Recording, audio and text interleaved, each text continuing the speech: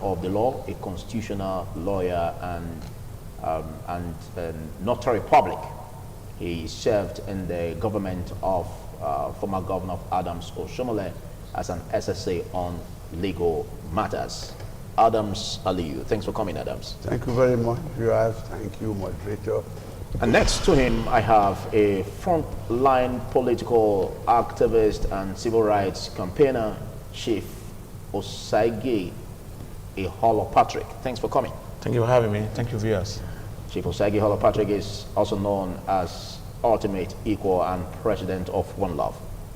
And next to him, I have an educationist and president of Association for Formidable Educational Development, AFED, Osagie God-Sent Erunse. Thanks for coming, Osagie. My pleasure, Phil. Good morning, viewers. And Osagie is also an executive director of African Emancipation Movement. Well, like I did say, we're looking at these whole issues that are coming up in different bundles. Basically, they say that for any polity to thrive, there must be security, there must be peace.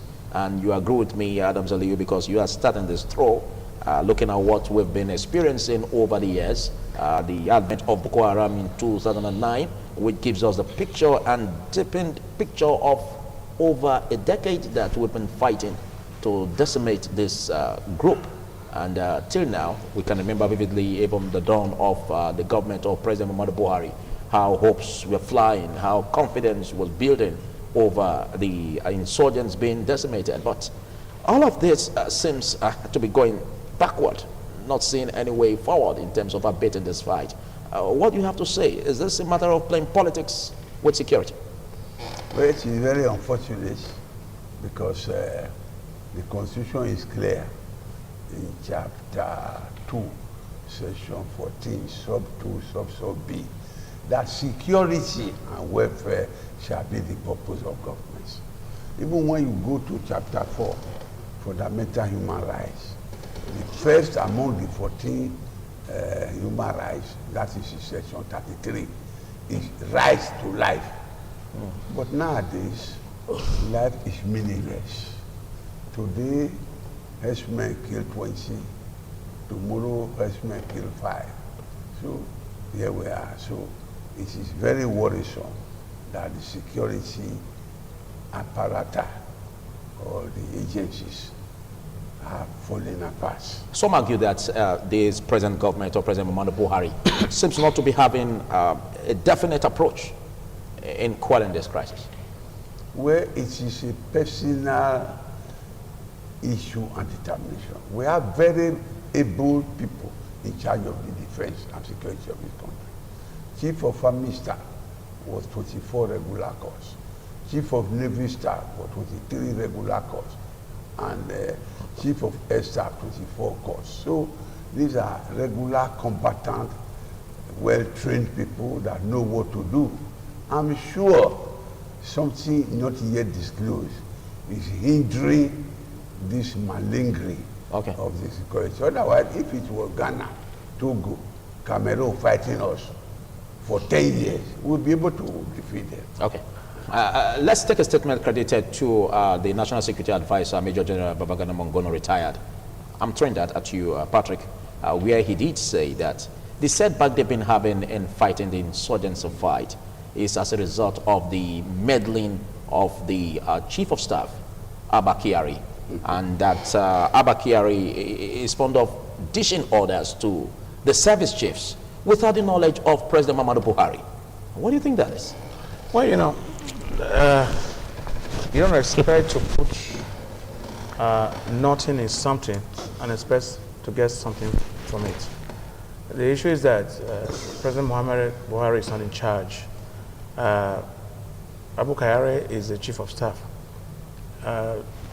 Our constitutional lawyer can attest to that he has no power of any kind to give order to as a chief of staff. Yeah, he has no power at all. It's there. So we're trying to see the reason for this and the relationship. The reason for that is that President Muhammadu Buhari is not in charge.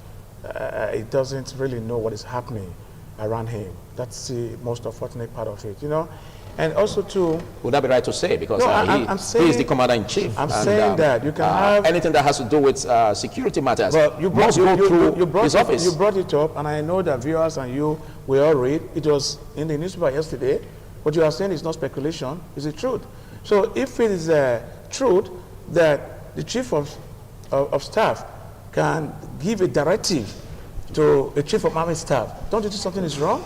Something's wrong. It's not. It doesn't happen anywhere. And to see that it's coming from the National Security Advisor. Yeah, it's very wrong, and we cannot condone that. But again, let me go back to your question.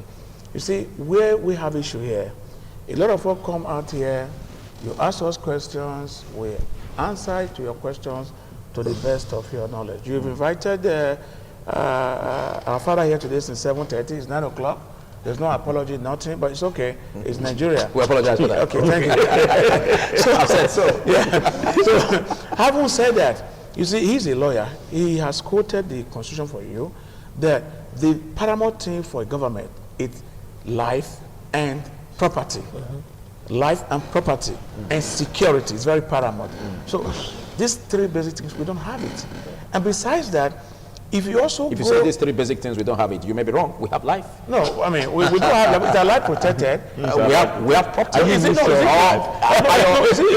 saying that you don't have property? You see, when you have life, okay. I think what you want to say is protection of life. It's not protected. If it's not guaranteed, you have life. Adequate protection. Yes, you can't say it's not protected. It's not protected. You have to take. If you use the word army and the police off now, as we speak, you can't be saying here. If you use the word adequate, you are going extreme. You are saying protection. Don't use the word adequate. We don't have protection. You are saying adequate. What is adequate? What is adequate? We should have protection before adequate. Again, let's go back to your question. Now, it can also tell you again, because the constitutional lawyer, if you go to our constitution on subsection 6 again, can define that to you, right? That you have 35 years of service. Okay? After 35 years of service, you can retire. Or it's compulsory you retire. But if you are so good, the government also have a right to employ you as a contractor. Then you continue your service. But for Abukare or for some people to literally just give a continuation of any service chief, I think is wrong. And I also think that the days of fighting war with AK-47 is also over. I think the real thing we should do here is to look at these service chiefs, to see those who are due for retirement, they should be retired, and those who are still there, forcing themselves in this service and not providing the service we need to us, so apologize to us and retire in shame. And if you are bringing new people in, you should bring new idea, not just the idea, but you also bring new weapons. People fight war now with drone. You know what happened with a general from Iran. I mean, you are aware of it, sir. When the president of America, Donald Trump, ordered his assassination, nobody took AK-47 start fighting. It is time we stop nepotism. Now, it will interest you that on R5 birthday yesterday, Sanusi, the Emir of Kanu, lamented over what we'll be saying here, that out of 40 million children who are not currently in school, 30 million of them are Northerners and they are Majari. It's a disservice to the people from the north. We are all Nigerians. And I think this nepotism should stop. Okay, the problem we are having is about nepotism.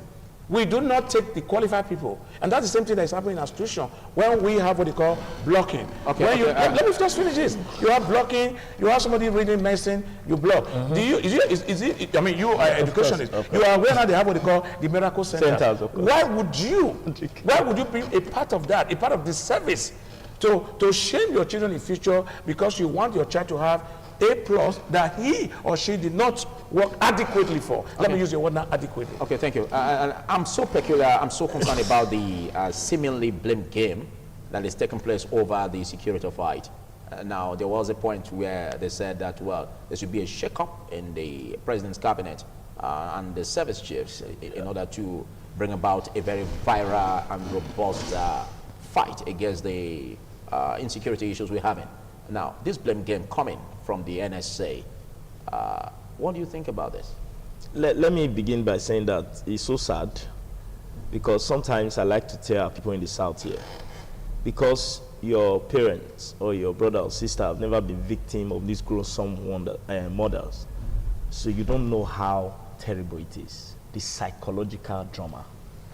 To wake up every morning and you are not sure whether you will see another day, you know, whether you will even live in the next 24 hours.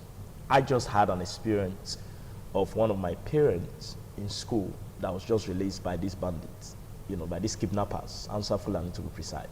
You know, and he's an imam. Of one of your parents? Yes, one of the parents of my children. I have a school, I run a school. Okay. You know, that was just being released just last week.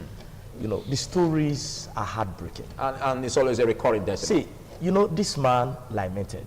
You know, this is where we got it wrong. I've always said on different platforms, when you politicize security, religion, and ethnicity, you don't have a government. It's sad to say that many times we come here and we want to try to be sentimental about our political affiliations. And part of the things I've also always appealed to the politicians for, the current Nigeria situation have gone beyond being politically sentimental. We have to rise up and save this